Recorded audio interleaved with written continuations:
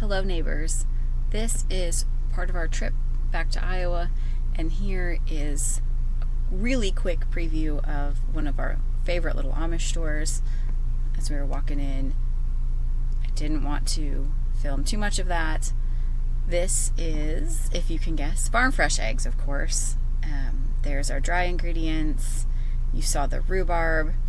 The air fryer is going because we're making homemade Pop-Tarts, which are basically just pie crust with a pie filling in them. Throw them in the air fryer. They are so yummy and not the most unhealthy thing you can eat. There is our finished rhubarb cake project. It is one of our absolute favorites to make. Look at all of that nice crunchy topping.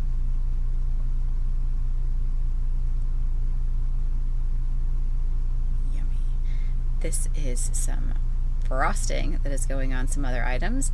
And oh, the homemade vanilla caviar that's in there. We've actually started making, instead of just extract, we've been making our own vanilla paste, which is even more concentrated. You can see all of the little vanilla bits. Yes, that was cream cheese in there. I am not a fan of cream cheese frosting, but it goes on the pumpkin bars that we make. Here's some homemade bread loaves. Gotta rub that butter on them as it comes out of the oven, because why not? It makes them look delicious.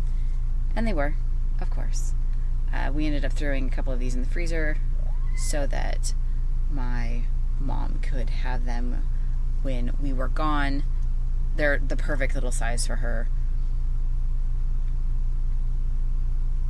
Then the next thing we decided to do, since it's all things rhubarb in Iowa, we decided to make some rhubarb fritters. So I actually just took my apple fritter recipe that we love and threw some rhubarb in it, and this is our recipe. And yes, the oil right now is currently off the burner because it was a little hot.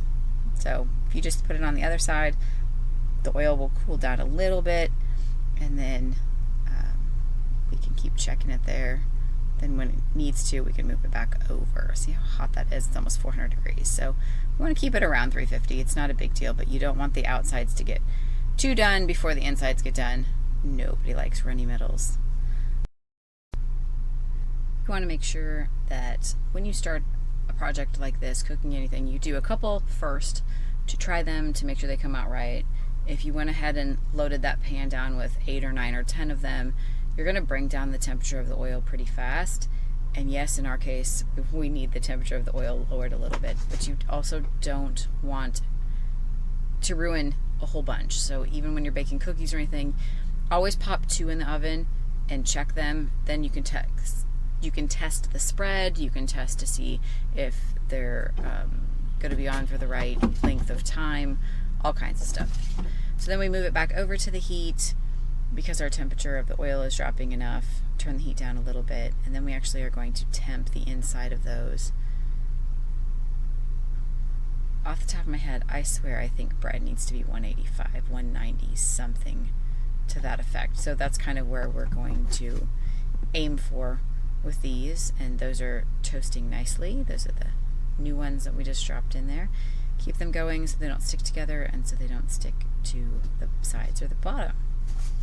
Then when we're done with these, what we're going to end up doing is we are going to pull them out and stick them on a paper plate that has a piece of paper towel on top of it, and that just gets kind of any of the grease on it that's soaked up that's way extra. Then we're going to end up taking these, and I think we roll them in cinnamon and sugar. You can do cinnamon and sugar. You can roll them over